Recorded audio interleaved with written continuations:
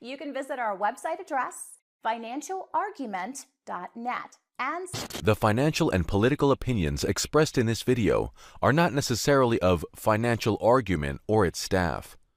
Opinions expressed in this video do not constitute personalized investment advice and should not be relied on for making investment decisions.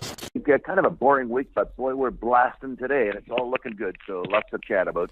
That is for certain. Yeah, after the week we had last week, it's nice to see things turning back higher, and you would expect that after what we went through last week. Before we get started, always like to point out some of the special things happening at Sprott Money.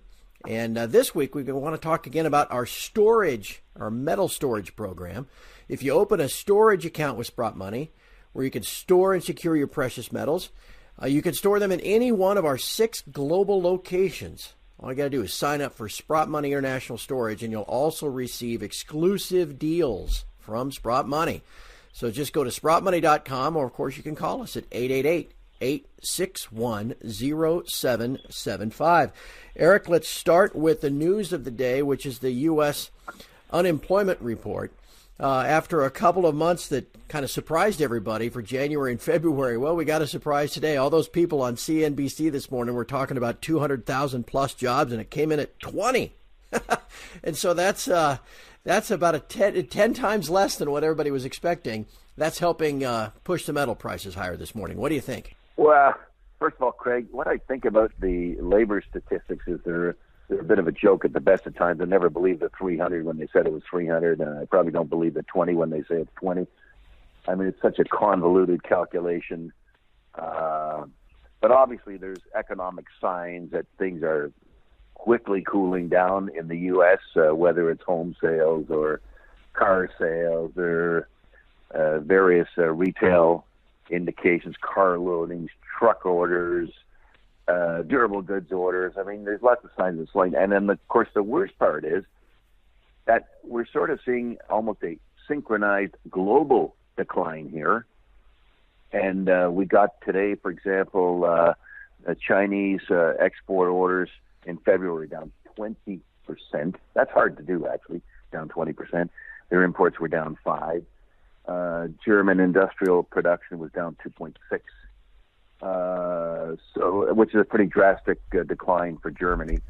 So there's lots of signs that the international market's cooling out. And of course, we're all subject to each other, right? I mean, the international is subject to the American economy, American economy is subject to the international economy. So there's lots of signs of concern out there economically. You're making me recall about a month ago, Janet Yellen suddenly appeared on CNBC. And after proclaiming we would never see another financial crisis in her lifetime, you might remember seeing that, she said that if the EU were to slow down, that might lead to rate cuts here. Well, guess what? What did we hear from Draghi yesterday? The EU is slowing down, and they're on the verge of restarting their QE programs. And it's interesting. Well, of course, they've announced they're going to restart them, which was pretty quick, right? I mean, They never got off them, really. And now they're restarting again. They never shrank their balance sheet, $1 or €1. And obviously they could foresee what was happening economically. And they just knew, and certainly based on the U.S. experience, that the central bank was tightening into a weakened economy. The stock market could be subject to tremendous duress here. So they didn't waste any time in turning chicken and say, well, I guess we'll print more money. And you know what? It's worth thinking about the funny situation we have ourselves in here in the world, where everyone's solution to economic weakness is printing money. The Chinese did it in January. The ECB did it. Obviously, the Fed has changed their strategy here. And, it's something that will have unintended consequences. You just can't print money to solve problems. Yeah, you can hand a guy a bunch of money and go and buy something, but ultimately the debt that everyone has to repay is going higher, and who's going to pay it? And if your economy doesn't grow and your outstanding liabilities grow, your interest costs are rising. And I noticed even when the U.S. announced their deficit, which was atrocious, it was atrocious. It was up by 77%, I think, for the first 4 months of the year. 77% higher budget deficit. that the interest charges were starting to be a very, very large factor. Yep. The funny thing about the U.S. deficit, the estimate by the Congressional Budget Office would be that the deficit would go up by, I think it was 118 billion this year. In the first 4 months, it's up by 135. Yeah. So I think, they're going to be wrong. Of course, they're always underestimating what's going to happen. So, yeah, we got economic weakness almost totally internationally here, and it's not good. And we're going to see strains on the stock market. I want to touch upon price for just a second because we had such a terrible week last week with prices just getting bombed backward. It appears to be just another one of those wash and rinse cycles of the speculators on the COMEX. Well, finally today, Eric, after not getting a commitment of traders report released in the usual 74 hours delayed program, we'll finally get one today for the first time since the middle of December. So it's been almost 90 days since we've gotten up to date, if you want to call it that, current information.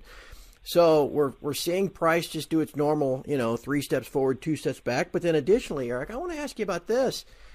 Since Powell came out at the end of January at the most recent Fed meeting and put all future rate hikes on hold and started talking about every tool in the toolbox again and all that kind of stuff, the GLD has been rated for 56 metric tons. You would think all these fundamental positive things for gold, the GLD inventory be going up, but it's going the other way. What do you make of all these current happenings in the gold market?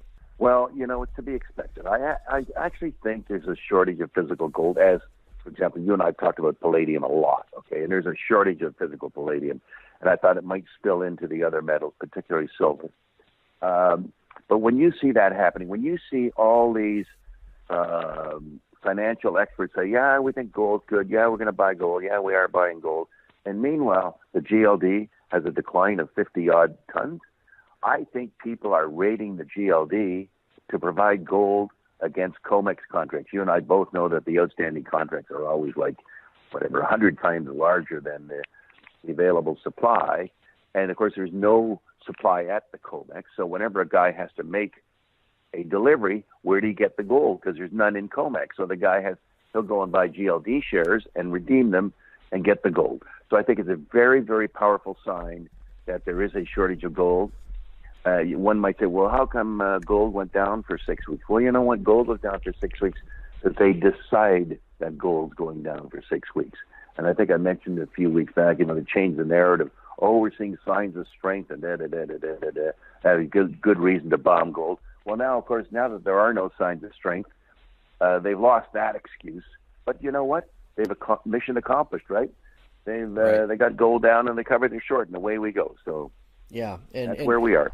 And for everybody out there, when you mention some guy, that some guy works for a bank, because the only institutions that are available, it's even possible to take gold out of the GLD are what they call the authorized participants, which are all just the same bullion banks that operate in New York and London. Not you and I, not like some regular Joe. It has to be a bullion bank to be able to do it. Eric, at the same time, the Chinese seem to be on the physical bid. We got news this week that they're publicly announcing physical acquisitions again, another 12 metric tons in February. It's interesting that they're doing it. It's also interesting that they're publicly announcing it again. What do you make of that? Well, I think it's part of the strategy to sort of thwart the U.S. hegemony, and I think it's like one of the most powerful signals that we could have had. And I noticed the first time they reported, and I'm happy to see that they reported again. It's 3 months in a row. We're averaging out maybe 140-odd tons, which of mine supply. It's about 5% of mine supply. It's good to see them in there. Of course, the Russians keep buying. Lots of other central banks keep buying. Other banks are asking for their gold back. So it's just it's one more positive sign in the gold market. And given the end of the operation to steal money from everybody, one should honestly expect that the price of gold should go back up here. Of course, we're having a pretty hot day here today, and of course the day is hot because what was described as almost a crash in China, where the Shanghai market was down 4.4%, Japan was down 2%. Of course, the jobs number was lousy, and all of a sudden, we're going to go back to, well, maybe there's a problem here, and maybe I don't want to own stocks, and, well, what can I own? And, of course, they're definitely going to bonds here. But obviously today they're back in stocks, and I presume when we see the COT report tonight, we'll all find out that the commercials covered their short position. So here we go again. Yeah.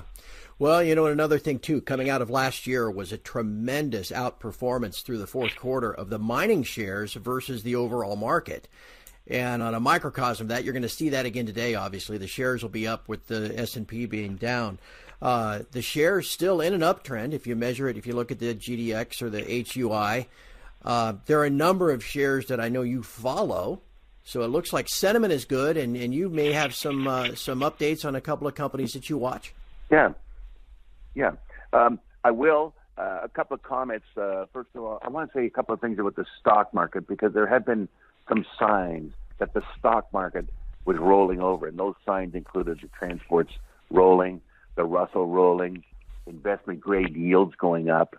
There's some thought that the technical funds, when the S&P gets below 27.18, it's about 27.34 as we speak, so another 1% or 0.6 of 1%, that they got to go from 100% long to thinking about going short again. And of course, that's why you get these dramatic changes in the market, because of these funds. They just have no patience for it. Right? It's either full on in or full on out. So that's that we have to watch for. In terms of stocks, I wanted to talk about two stocks. One is Amex Exploration. It's a very small company, but they've had some pretty exciting drilling in the Abitibi region of Quebec. Very, very, very high grade, like 3 to 5 ounce intersections. They're over narrow widths, like 1 to 2 meters. But they have indicated they have drilled up newer holes that also have visible gold. So we're going to stand by on that. It could be very exciting.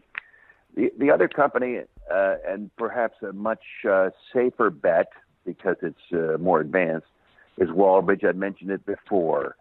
And they had a very significant announcement out on Feb 21st, and I apologize that I hadn't really read it as carefully as I should have back then, and that's because I was at the Kirkland Lake board meetings at the time and really didn't focus on it enough. But I would encourage people to look at that Feb 21st announcement and take a look at the drawings that they have there. And it was interesting. I might have described the ore body initially as 100 meter by 100 meter, and then they drilled down to 400 meters and out 400 meters. And now you got something that looks like it could be 400 meters by 400 meters. And simple math is this: 400 meters by 400 meters, it's 16 times bigger than 100 by 100. So that's how dramatically things can change. And if, for example, they were to push out beyond 400 meters or deeper than 400 meters, well, then, it can change quite markedly again. So, for example, it was 600 by 600, it'd be 36 times bigger than 100 by 100. So things are changing. They've encountered some very high-grade gold. The latest intersection down at 400 meters, they actually had a section that was 200 meters thick that ran low-grade gold. And, 200 meters, that's a pretty long intersection of low-grade gold. They had high-grade in it, by the way. But just the fact that it could get endowed over 200 meters is rather striking. So I've, of course, been a big investor in it. I will own, hopefully, around 25% of it. I'm not suggesting that people do it. I'm suggesting they do their due diligence, look at it. If you're a sort of a seasoned or sort of not totally amateur investor, look at the press releases and see what you think. And just imagine that this thing could get big in a hurry, because that's one of the beauties of the drilling. If you're down 400 and you go to 600, you got 50% more ore. If you got 400 meters of strike and you go to 600, you got theoretically 50% more ore. So those are the things that I'm looking at in Wallbridge. A nice high grade ore body. So I'm quite pleased with what's happened there. Always full of good ideas, Eric, and I know a lot of folks listen each week just because they want to hear some of your thoughts on some of those companies. So thank you for keeping us up to date. Before we begin to wrap up, I do want to point out tax season is still out there. unfortunately, especially for us here in America. And we've gotten about another 6 weeks to get everything put together.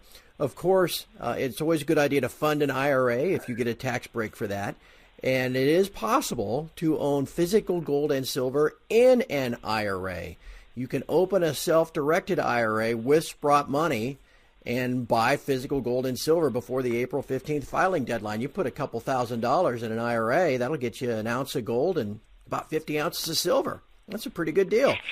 So Sprott Money is associated with a company called New Direction Trust. To make this happen, give us a call, and we'll help you through the process. 888-861-0775.